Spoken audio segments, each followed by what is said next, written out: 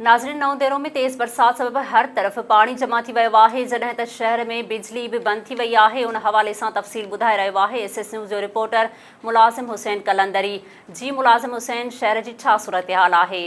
बिल्कुल आगाह कंदा हलूं। 9 दिनों में भी सावणी जी बरसात शुरू थींदे बिजली गायब। म्यूनसिपल जी पतवाखी शहर में सफ़ाई न थियण सबब मेन चौकनि ते गंदगी जा ढेर थी विया।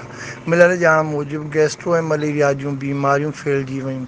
सिविल हॉस्पिटल 9 दिनों में गैस्ट्रो ऐं मलेरिया जे मरीज़नि में वाध थियण लॻी। 9 दिनों जे रवासियुनि पारां चूंडियल नुमाइंदनि ऐं म्यूनसिपल इंतज़ामिया 9 दिनों जे ख़िलाफ़ शहीद बेनज़ीर भुट्टो कॉलोनी ऐं बिलाल भुट्टो ज़रदारी कॉलोनी जे रवासियुनि मीडिया अॻियां दाईंदे चयो त असांजे मुहले में बिजली त बिल्कुलु न हुजणु बराबरि ॾिनी वेंदी आहे, पर असां PPA जे मक़ामी क़यादत ऐं म्यूनसिपल इंतज़ामिया ॾे वञी वञी थकिजी पिया आहियूं, पर कोई बि सार लहण वारो कोन आहे। हिननि वधीक चयो त असां PPA जे मक़ामी चूंडियल नुमाइंदनि खां मुतालबो था कयूं त असांखे बिजली गैस ऐं म्यूनसिपल कमेटी नौंदेरो खां सभु मुहले जी सफ़ाई कराए ॾिनी वञे ऐं नौंदरो म्यूनसिपल इंतज़ामिया में वीज़ा ऐं सफ़ारती सिस्टम ख़तमु करे सफ़ाई खे यकीनी बणायो वञे, न त ॿी सूरत में एहतिजाज जो दाइरो वधायो वेंदो।